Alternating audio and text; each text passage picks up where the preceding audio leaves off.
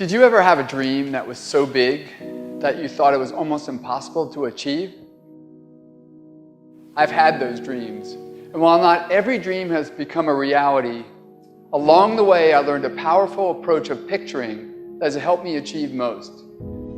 Since that day, I've had other dreams, other big dreams.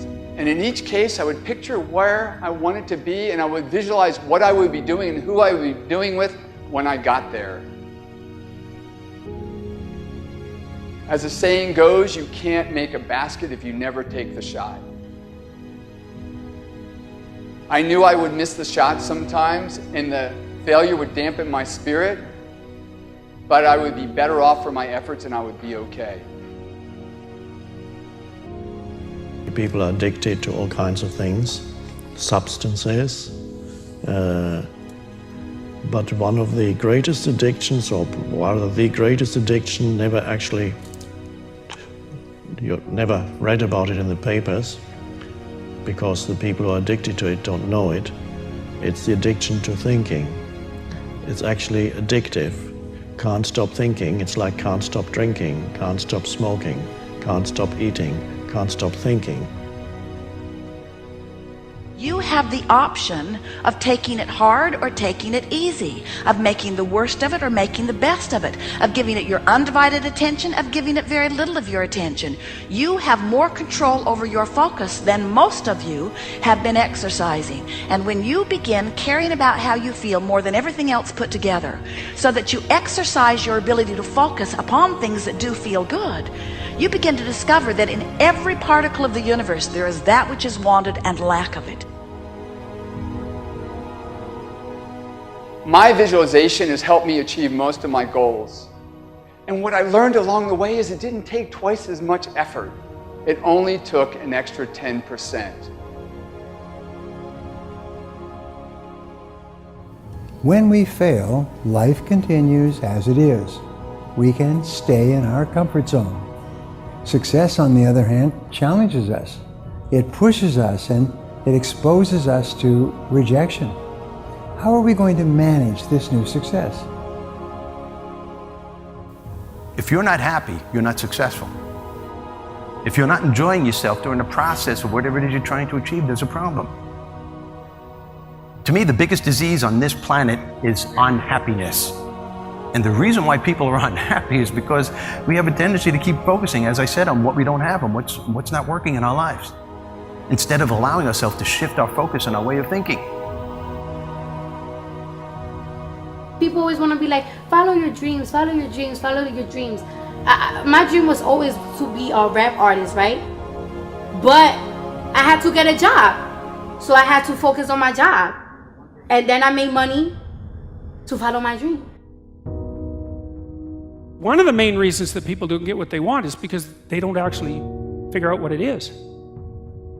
And the probability that you're going to get what would be good for you, let's say, which would even be better than what you want, right? Because, you might be wrong about what you want easily.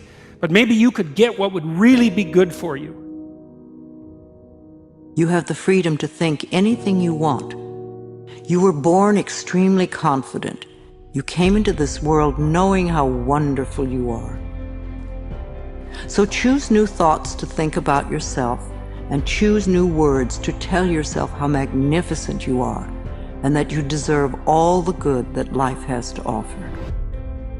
First thing in the morning and last thing in the evening, I want you to look into your eyes and say, I love you.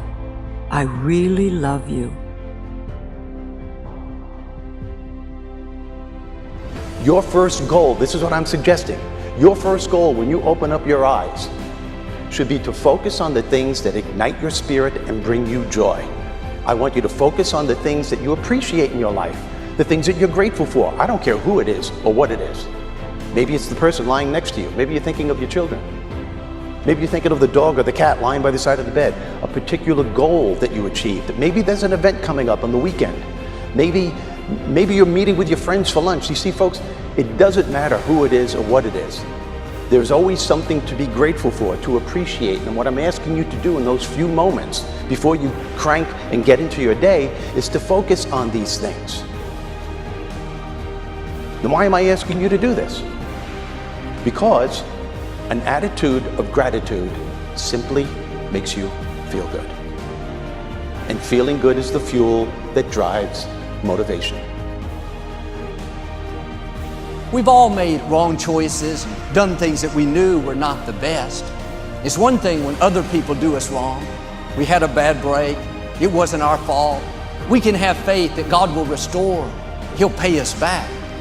But when we bring the trouble on ourselves, when we blow it, it's easy to live in regrets, thinking that God's not going to help us. We made the mess. But here's the beauty. God knew you would mess up before He called you. He knew we would get off course, at times give in to temptation. He didn't base His plan for your life on you making perfect decisions.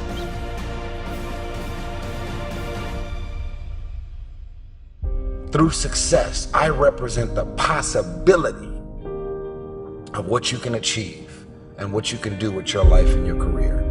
Other people's success represents the possibility of what you can do. Those are the records that you can sell. Those are the type of tours that you can do. Those are the kind of songs that you can produce and the songs that you can write. Those are the millions of dollars that you can get, or billions. Those are the type of architectural drawings and buildings that you can build. Those are the type of books that you can sell. Everybody else's success represents the possibility of what you could do.